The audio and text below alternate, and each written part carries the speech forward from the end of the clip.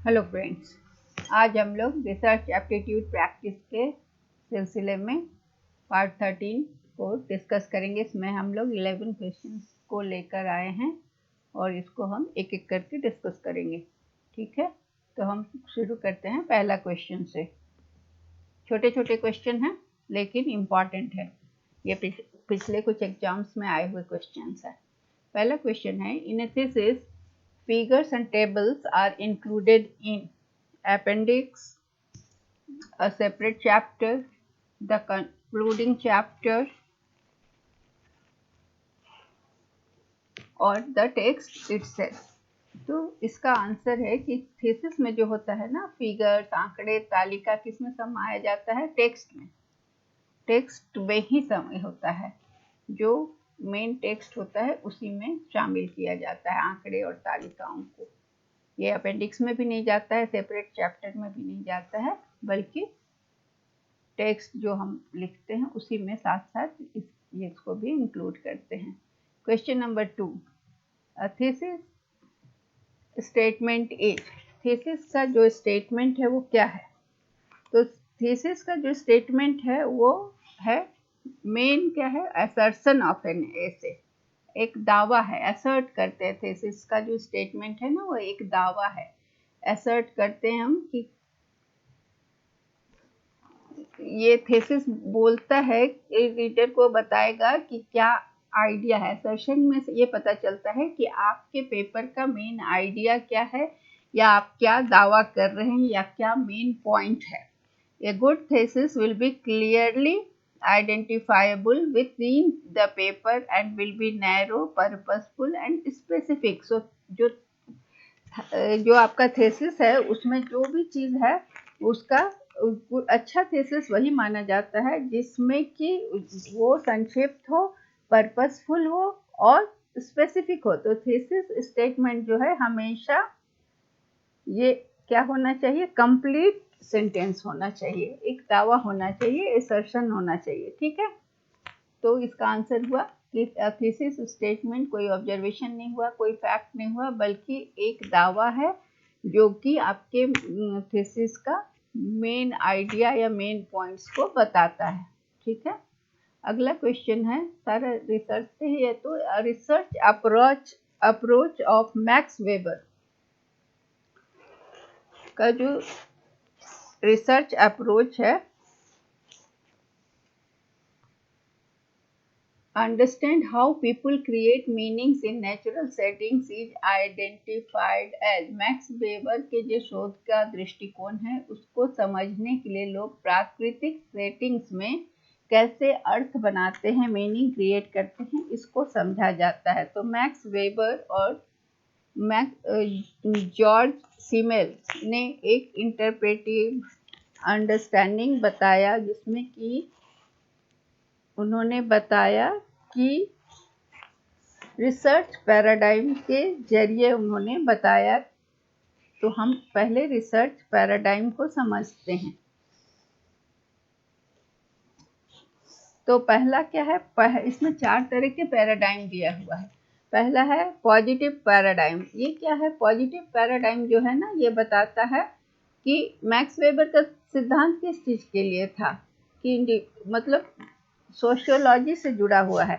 तो इसमें है कि पॉजिटिव पैराडाइम जो है ना, ये सोशल रियलिटी को एक्सप्लोर करने के लिए है और इस आइडिया पर आधारित है कि कोई भी ह्यूमन बिहेवियर को कैसे पॉजिटिव पैराडाइम बताता है। ये सोशियोलॉजी से रिलेटेड रिसर्च है, तो ये बताता है कि ये सकारात्मक जो पैराडाइम है या प्रतिमान है, ये बताता है कि किसी भी ह्यूमन बिहेवियर को समझने के लिए क्या करना है? ऑब्जर्वेशन या रिजल्ट। तो पॉजिटिविस्ट पैराडाइम जो है ना, वो बताता है कि जो सही ज्ञान है, जो सच्चा ज्ञान है, वो एक्सपीरियंस ऑफ सेंसेस पर आधारित है, जिसे हम अपने ज्ञानेंद्रियों से समझते हैं, एक्सपीरियंस करते हैं और देखते हैं और देखकर समझते हैं, देखते हैं, ऑब्जर्वेशन करते हैं और एक्सपेरिमेंट से प्राप्त करते हैं।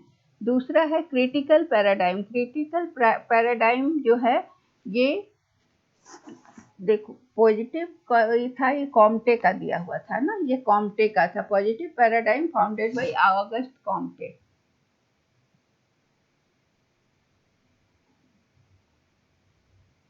और क्रिटिकल पैराडाइम जो है वो किसके द्वारा, इसके फाउंडर कौन थे, इस थ्योरी के फाउंडर थे मैक्स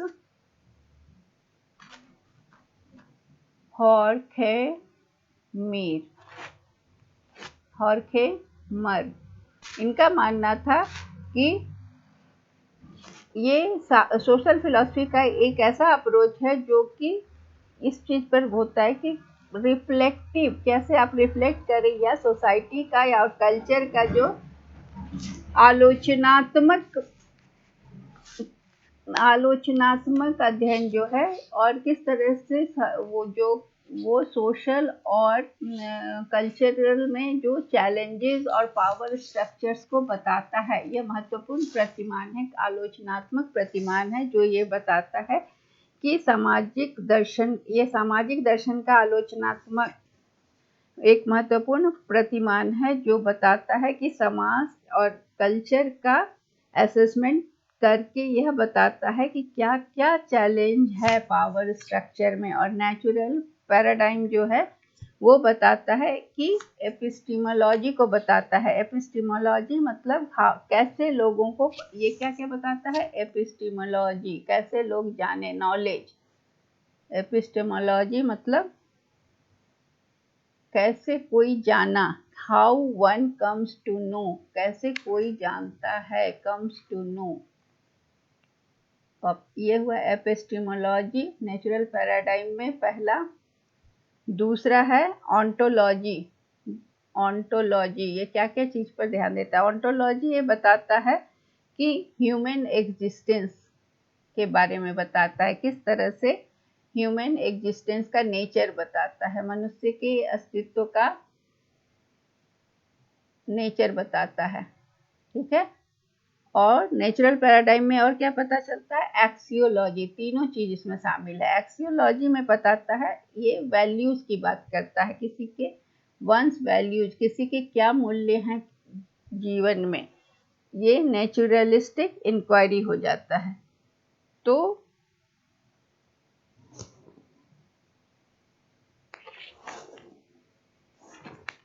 और इंटरप्रेटिव पैराडाइम है जो इन सब की व्याख्या करता है, इंटरप्रेट करता है। तो हमारा क्वेश्चन जो है रिसर्च का वो है कि अप्रोच ऑफ मैक्स वेबर क्या है, कि लोग कैसे नेचुरल सेटिंग में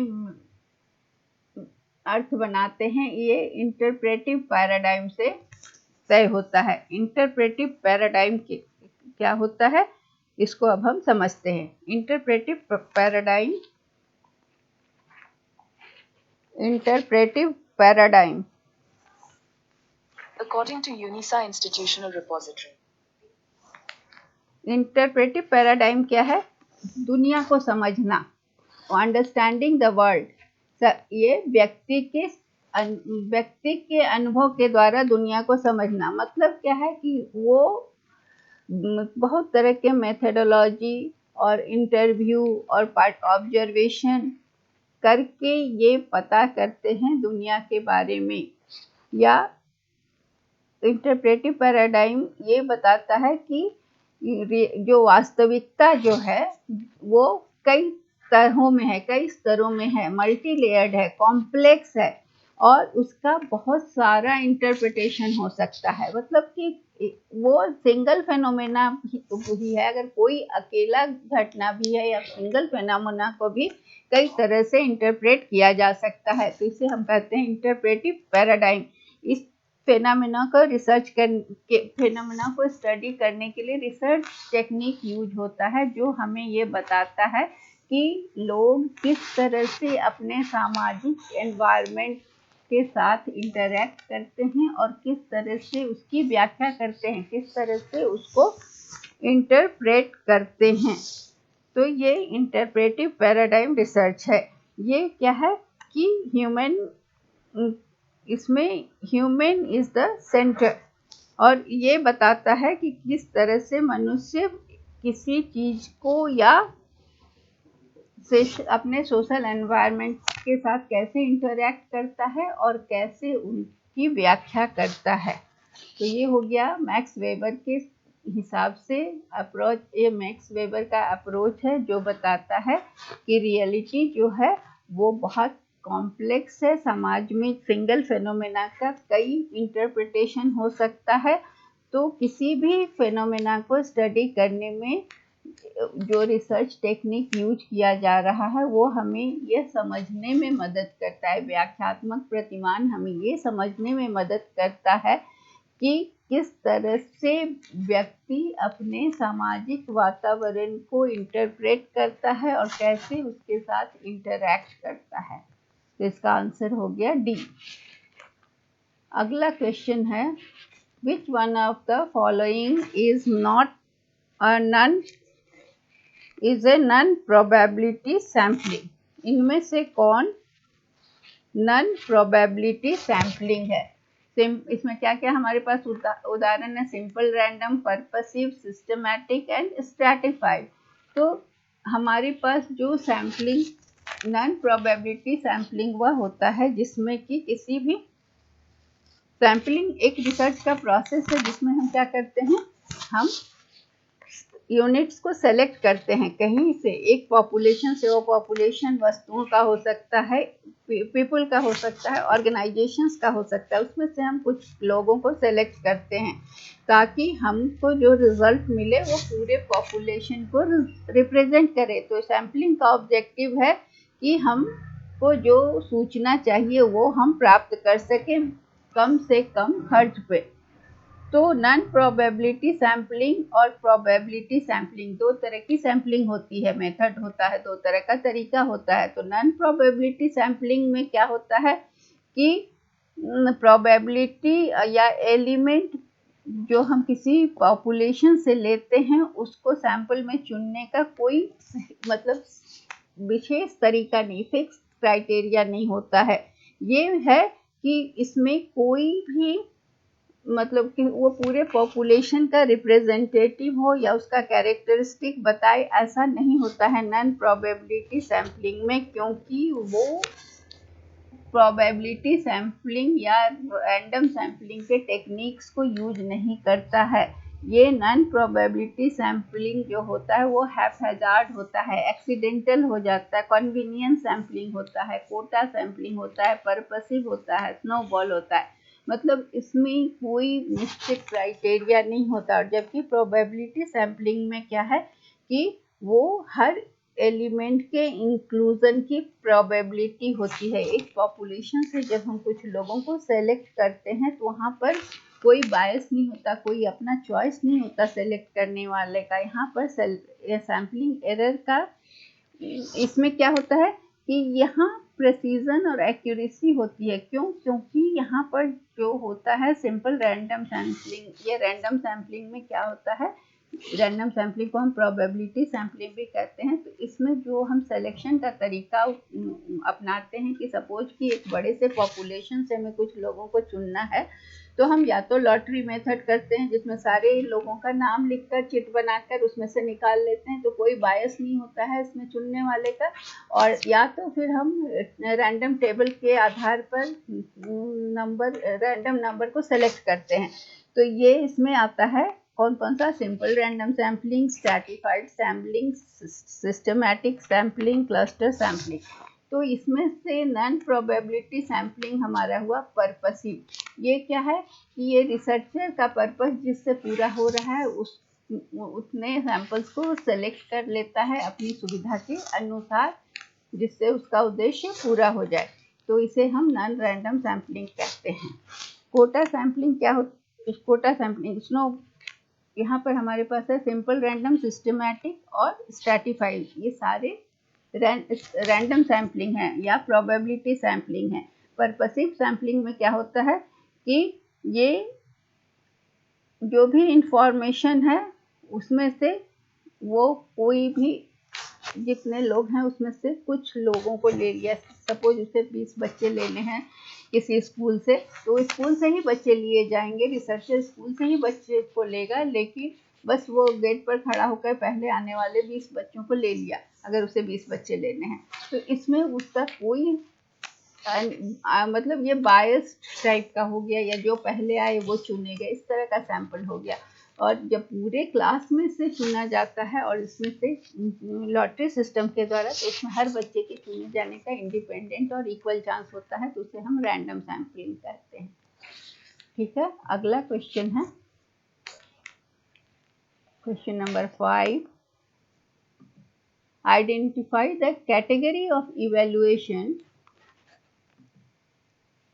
that assess the learning progress to provide continuous feedback to students during instruction। अब है कि इंस्ट्रक्शन के दौरान, मतलब पढ़ाई के दौरान, निर्देशन के दौरान छात्रों को निरंतर प्रतिक्रिया प्रदान करने के लिए और उनके सीखने की प्रगति को जो आकलन करता है, उसमें से कौन सा इवैल्यूएशन है, जिसमें आया प्लेसमेंट, डायग्नोस्टिक, फॉर्मेटिव और समेटिव। तो इसमें हमें क्या करना है कि सबसे पहले कौन सा है, प्लेसमेंट एक तो दो तरह का प्लेसमेंट इवैल्यूएशन होता है। एक होता है कि आप प्लेसमेंट करते, जैसे कोई बच्चा एडमिशन लिया तो प्लेसमेंट में होता है कि हम उसके प्रीवियस नॉलेज को चेक करते हैं, तो उसे भी हम प्लेसमेंट इवैल्यूएशन करते हैं कि वो उसका एंट्री बिहेवियर, वो कितना जानता है और कहाँ से उसकी पढ़ाई शुरू करनी है, that is called placement evaluation.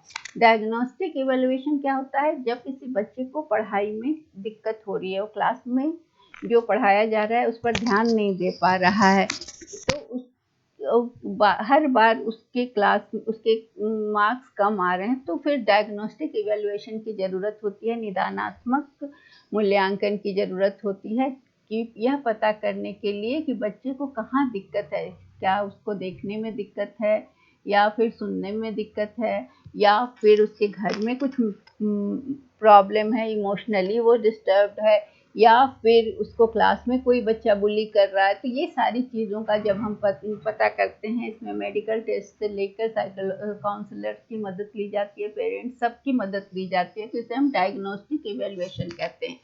Formative evaluation जो है वो हमारे इस क्वेश्चन का आंसर है कि हम इसमें क्या होता है कि जब टीचर एक यूनिट पढ़ाया फिर टेस्ट लेता है, तो टेस्ट लेने पर बच्चे का जो परफॉर्मेंस होता है उसके आधार पर उसका आकलन किया जाता है कि वो क्लास टेस्ट में, यूनिट टेस्ट के द्वारा यह होता है, हर यूनिट को पढ़ाने के बाद क्लास टेस्ट या यूनिट टेस्ट लिया जाता है, तो उसके परफॉर्मेंस से पता चलता है कि बच्चा कैसा कर रहा है। तो निरंतर प्रतिक्रिया उसको दी जाती है और उसे सीखने की प्रगति का आकलन किया जाता है कि उसे कहाँ, यूनिट टेस्ट में अगर उसके नंबर अच्छे आते हैं तो पता चलता है कि उसे क्लास की पढ़ाई समझ में आ रही है और वो अच्छा कर रहा है। अगर उसका परफॉर्मेंस अच्छा नहीं होता तो फिर उसे पता किया जाता है कि कहाँ दिक्कत हो रही है, फिर उसके लिए रेमेडियल क्लासेस की व्यवस्था की जाती है। और समेटिव इवैल्यूएशन जो होता है वो क्लास की पढ़ाई के बाद, ये एनुअल एग्जाम टर्मिन 6 मंथ पे जो छमाही एग्जाम होता है या बोर्ड एग्जाम होता है, वो सब समेटिव होता है, जिसमें क्या होता है कि पास और फेल होता है बच्चा और अगले क्लास में प्रमोट होता है। तो ये जो है निर्देशन के दौरान, इंस्ट्रक्शन के दौरान जो टीचर बच्चे का लर्निंग प्रोसेस को असिस्ट करता है, तो उसे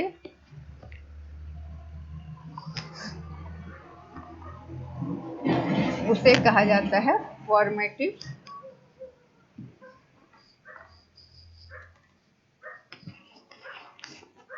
असेसमेंट। अगला क्वेश्चन है, format of thesis writing is same as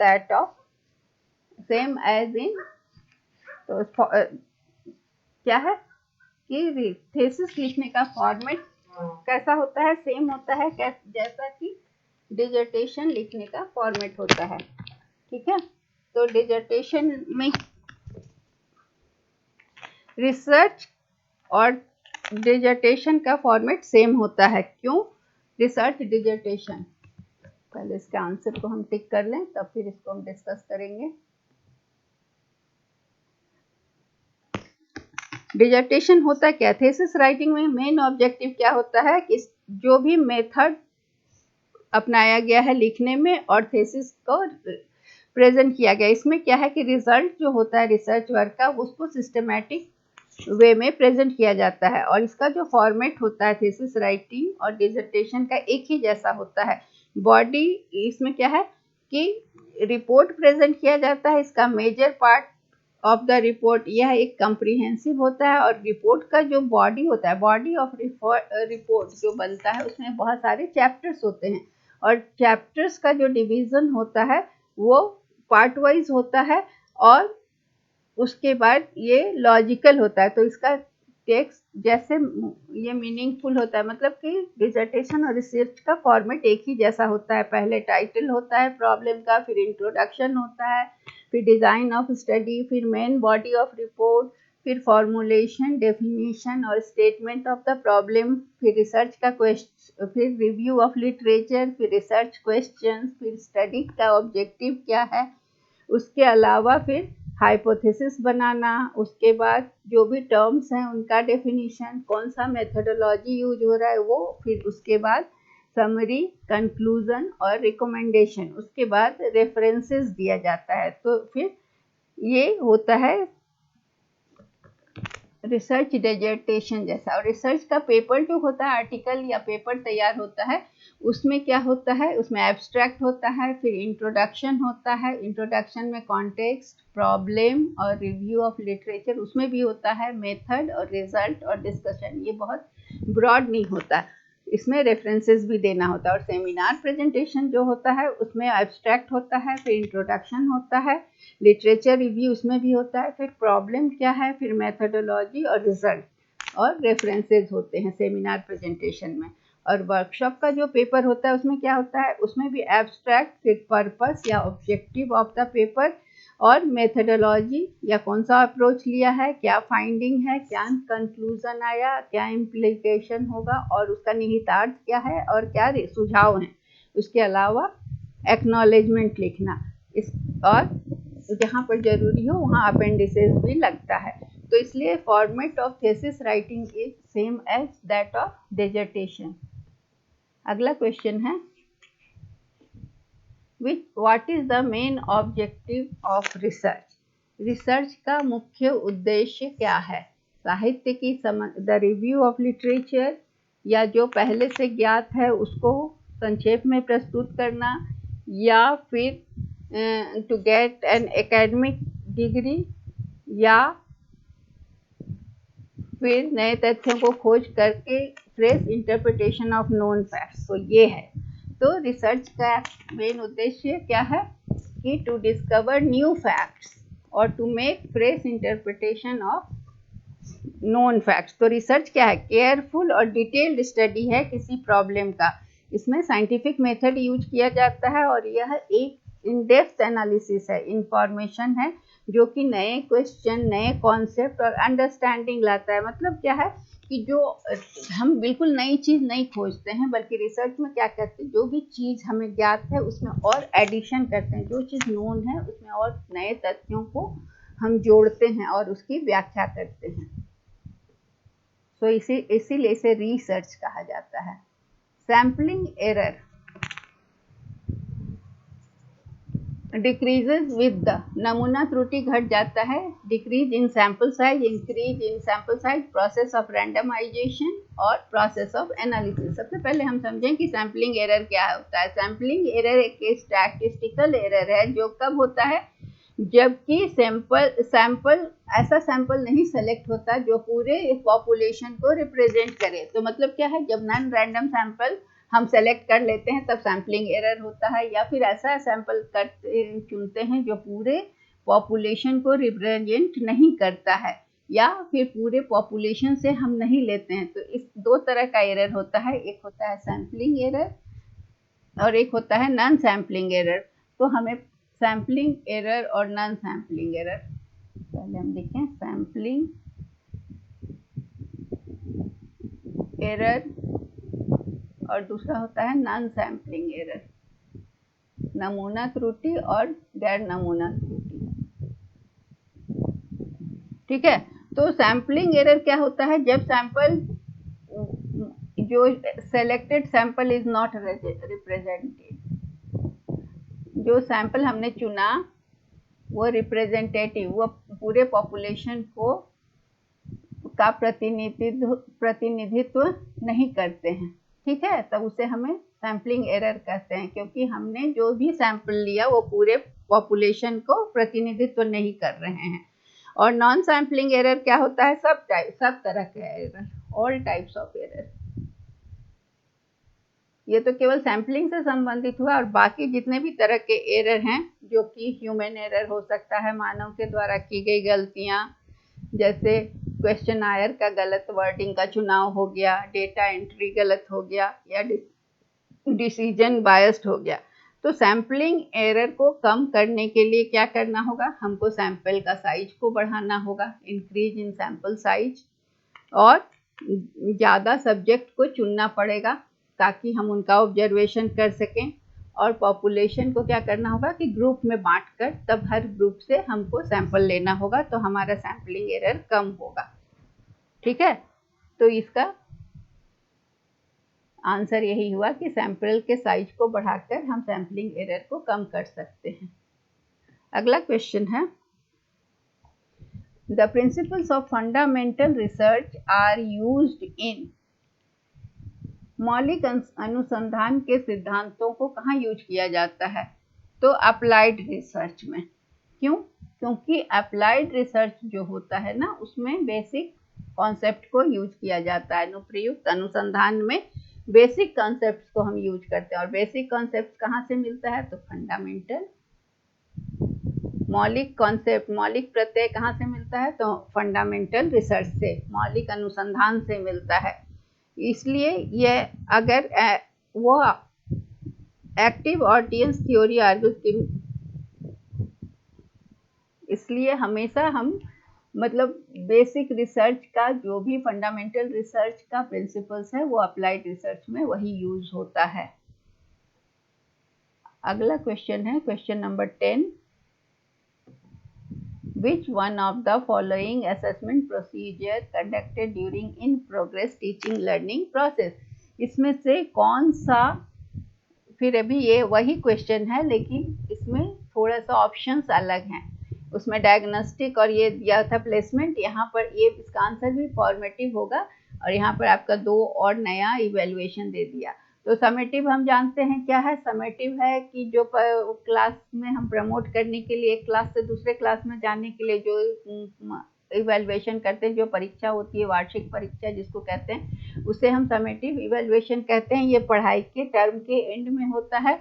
और दूसरा है कि नॉर्म रेफरेंस, फॉर्मेटिव हुआ कि जो हर यूनिट को पढ़ाने के बाद क्लास टेस्ट या यूनिट टेस्ट लेकर बच्चों के प्रोग्रेस को असेस किया जाता है, उसे हम कहते हैं फॉर्मेटिव। और नॉर्म रेफरेंस जो है वो क्या होता है कि किसी नॉर्म पर आधारित होता है। ये नॉर्म हो सकता है एज, ग्रेड। सपोज कि एक इवैल्यूएशन है कि ये 14 साल के बच्चों का 8th क्लास के 8th ग्रेड का और 14th ईयर के बच्चे हैं, इसके लिए इवैल्यूएशन हो रहा है। कोई पेपर तैयार किया गया, क्वेश्चन पेपर, जो कि 14 ईयर्स और 8th ग्रेड के बच्चों के लिए बनाया, तो ये नॉर्म रेफरेंस हुआ। और इसमें इवैल्यूएशन किया जाता है, और इस इवैल्यूएशन में सपोज कि 8th क्लास का इवैल्यूएशन हो रहा है, उसके लिए क्वेश्चन बना है, तो उसमें क्या होगा कि 8th क्लास के बच्चे परीक्षा देंगे और उनका असेसमेंट होगा, और वो असेसमेंट में बच्चे रैंक लाएंगे। तो ये रेफरेंस, नॉर्म रेफरेंस टेस्ट क्या होता है? स्टूडेंट का परफॉर्मेंस अपने क्लास में कैसा है और बच्चों की तुलना में उसका परफॉर्मेंस कैसा है, इसको जानने के लिए किया जाता है। यह एक कंपैरेटिव असेसमेंट होता है, तुलनात्मक आकलन होता है, और उसमें बताता है कि बच्चे अच्छा कर रहे हैं या खराब कर रहे हैं अन्य बच्चों की तुलना में। यहाँ इसमें क्लास के अन्य बच्चों के साथ तुलना होती है। इसका पर्पस है रैंकिंग प्रदान, फर्स्ट, सेकेंड, थर्ड, फोर्थ, इस तरह से बच्चों को करना है। इसमें परसेंटाइल रैंक भी होता है। और क्राइटेरियन रेफरेंस में क्या होता है कि ये कॉम्पिटेंसी को तय करता है। ये इस तरह का जो क्राइटेरियन रेफरेंस इवैल्यूएशन होता है, ये एग्जामिनेशन, IIT, IIMs, इस तरह का जो एग्जाम होता है, उस तरह नीट वगैरह में होता है। यहाँ पर क्या होता है कि क्राइटेरिया पहले से फिक्स कर दिया जाता है कि जो इसमें क्या है कि बच्चे की कॉम्पिटेंसी देखी जाती है कि इस क्लास के बच्चे को इतना नॉलेज होना चाहिए। तो इसमें 12th क्लास के बच्चों का आईआईटी में जाते हैं एंट्रेंस देने, तो ये माना जाता है कि उन्हें फिजिक्स, केमिस्ट्री और मैथ्स में इतना नॉलेज होना चाहिए। तो उसकी क्वेश्चन ऐसे सेट होते हैं कि जो बच्चा फिर सपोज फिजिक्स में 140, केमिस्ट्री में 150 और मैथ्स में 160 जो लाएगा, उस तरह का क्वेश्चन सेट किया है, वही बच्चा क्वालिफाई करेगा। यहाँ इस क्राइटेरियन रेफरेंस में एक बच्चे के परफॉर्मेंस से दूसरे के बच्चे के रिजल्ट में कोई बाधा नहीं, जो भी बच्चा इतना नंबर लाया वो क्वालिफाई कर जाता है। अब उसमें रैंकिंग भले हो लेकिन क्वालिफाई वो कर सकता है। तो यहाँ पर क्राइटेरिया पहले से फिक्स कर दिया जाता है।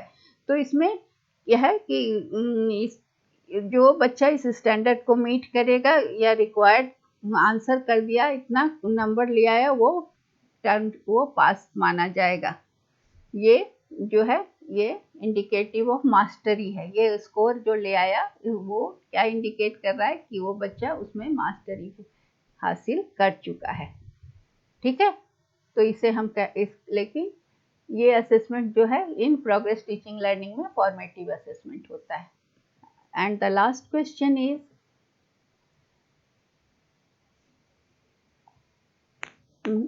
the frequency distribution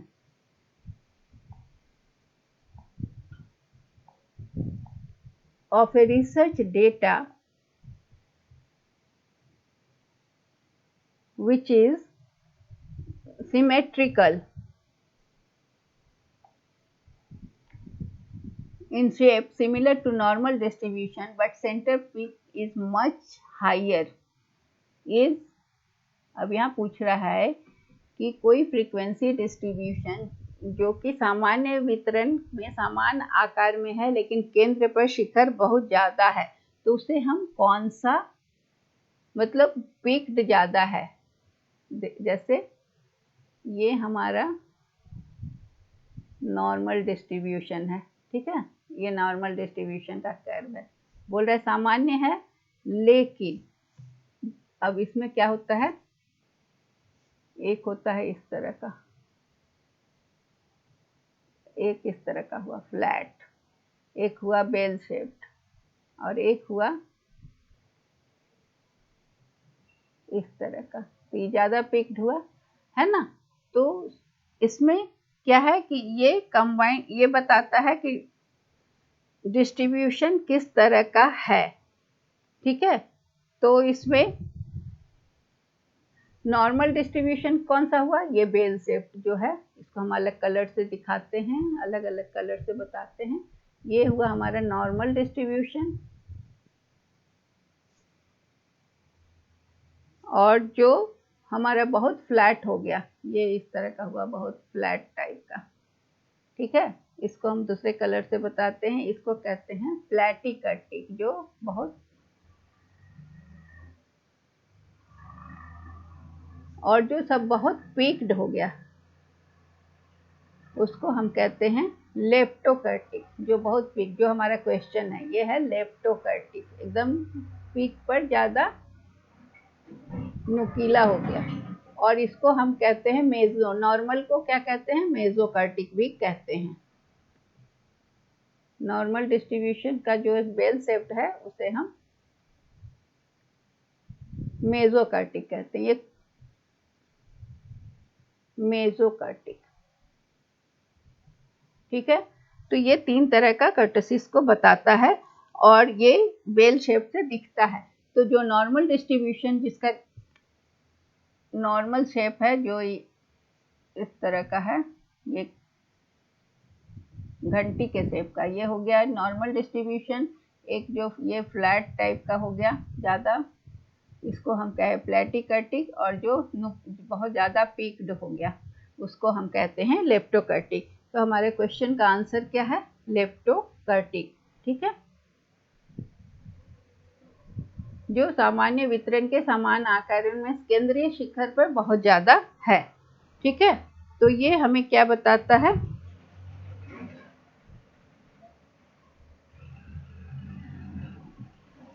कि नॉर्मल डिस्ट्रीब्यूशन बताता है कि सबसे ज़्यादा जो है कि data set heavier greater than 3 मतलब कि नॉर्मल डिस्ट्रीब्यूशन से ज़्यादा है। और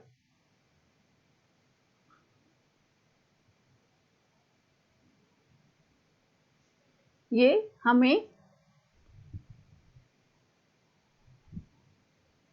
कार्ल पियर्सन के द्वारा दिया गया है। ये कुर्टोसिस नॉर्मल डिस्ट्रीब्यूशन में बता रहा है कि कुर्टोसिस का डिस्ट्रीब्यूशन जो है प्लेटिकर्टिक वो होता है जिसमें कि फ्लैट टॉप्ड हुआ।